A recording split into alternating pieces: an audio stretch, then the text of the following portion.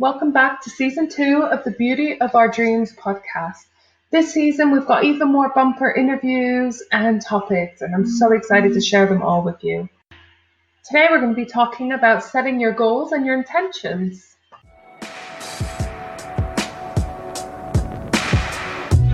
Hi, my name's Dee, and through the Beauty of Our Dreams, we are going to navigate the journey from employee to self-employed to business owner extraordinaire, empowering you to find balance in your life, fund your lifestyle with your passion, and ultimately have more time with your loved ones. Each episode will give you actionable tips on how to deal with the issue covered. I'm so happy you're joining us.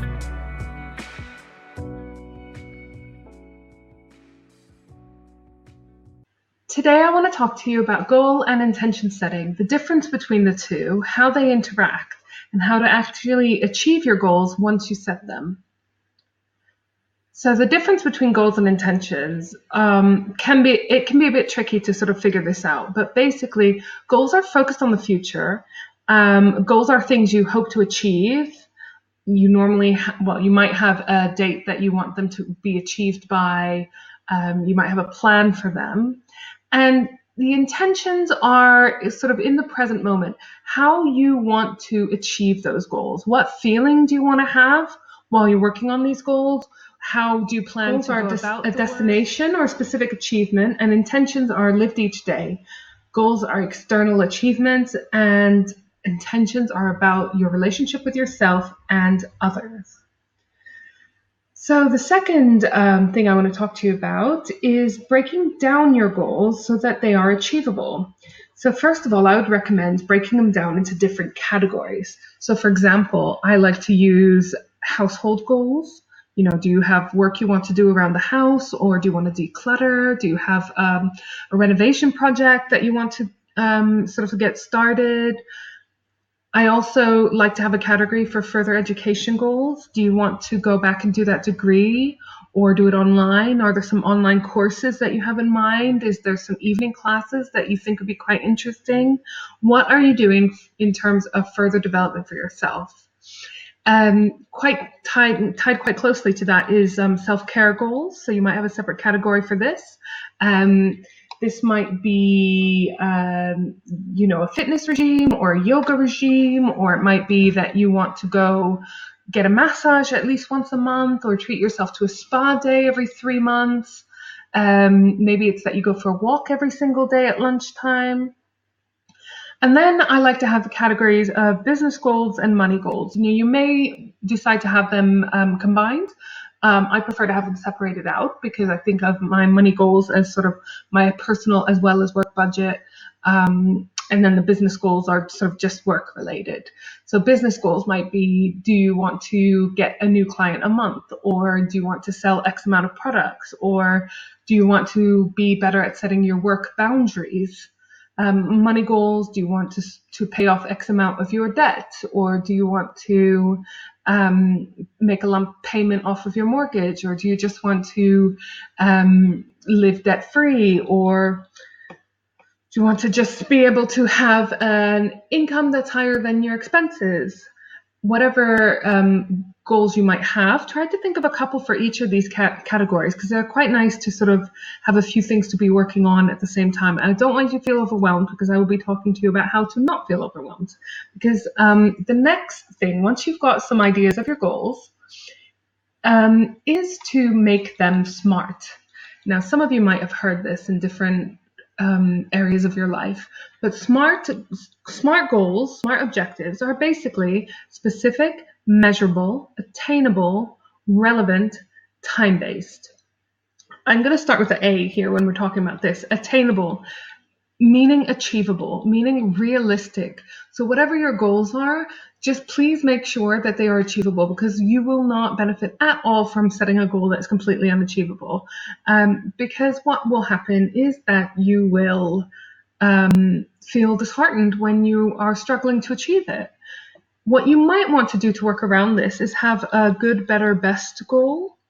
That can help if you want to at the same time set achievable goals, but also have something really high to aim for. Then maybe setting a good, better, best goal might be a way to help with that. So, for example, if it's that you want to lose some weight, maybe the good goal is that you lose 10 kilos in the year. The better goal might be 15 kilos, and the best goal might be 20 kilos. And maybe you set yourself a little reward according to which one of those you've actually smashed.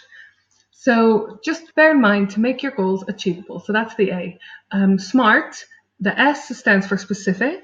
So again, we'll use the weight example because most people have struggled with this as a goal at some point in their life.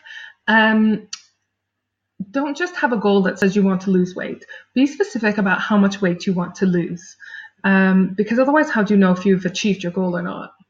Measurable, again, you have to be able to measure the goal.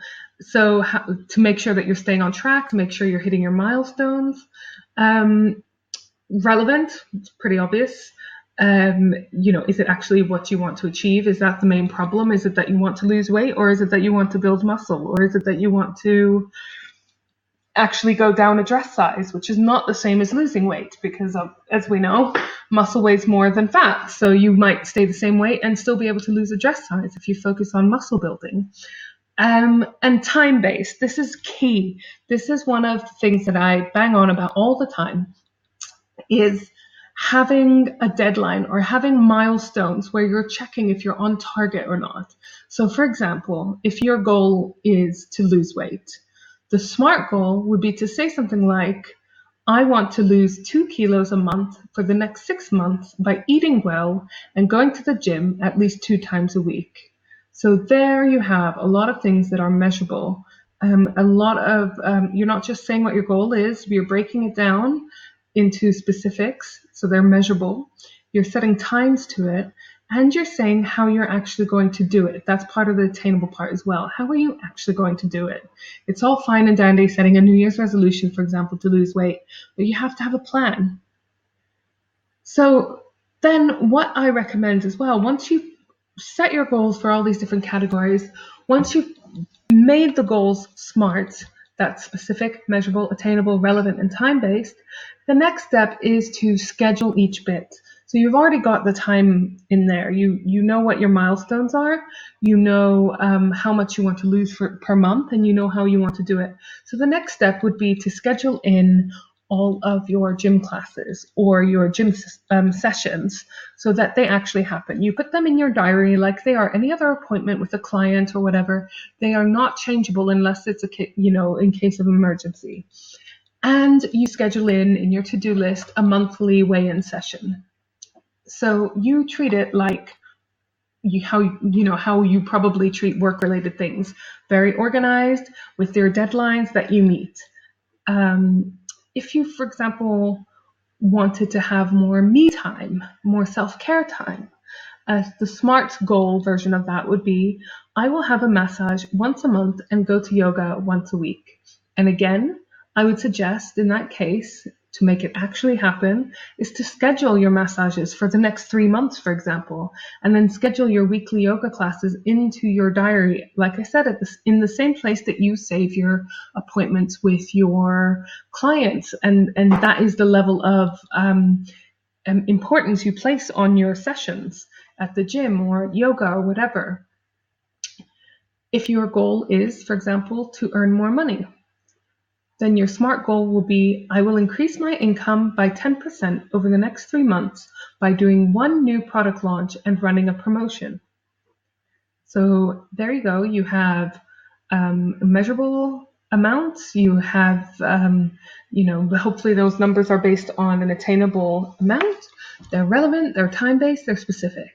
And so how you would break it down is break down your product launch into small tasks, put them all in your to-do list, and review your cash flow every week or so during this time, because it's a time of increased activity. So that is how I would recommend setting your goals and actually breaking them down and putting them into your to-do list or into your schedule. The next step would be to set your intentions.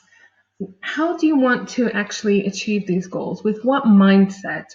What are you trying to get more of? Are you trying to get more stability? Are you trying to get more balance, more courage, more love, more kindness, more clarity? For example, my intention for the year 2019, which we're just coming up to at the time of recording, was peace of mind. So I had a turbulent couple of years, to say the least, challenging, not altogether bad, but just very, very transitional, let's say. And so my aim for 2019 was to get peace of mind. All of the goals I set for this year were all with the ultimate aim of getting more peace of mind. And that is also how I wanted to work towards those goals, with peace of mind, and to achieve more stability and in a nice, calm manner. So have a little think about what your intentions are. I always laugh about the word intentions. I don't mean it in the Victorian sense, like what are your intentions with my daughter? But have a little think. What is it? What is the overall feeling or theme that you want most at the moment? Is it clarity? Is it consistency? Is it ease? Is it freedom? Is it time? Is it money? Have a little think and write down what your intentions might be. And then what I would get you to do, step 3, is to anchor your intention everywhere. Make a blend of oils that makes you think of that intention and diffuse it in your oil burner, or make a collection of crystals that sort of imply that intention, or have the word printed out and put it on your notice board, or have it written on your notebooks, or some place where you see reminders of it all the time, so that you are constantly motivated to have that mindset, for example, peace of mind in my case, and to use that intention to achieve those goals that you set for yourself. So in summary, what we've talked about is the difference between goals and intentions, how to set both of them, breaking down your goals and making them SMART goals, and then scheduling them everywhere, and then anchoring your intentions everywhere.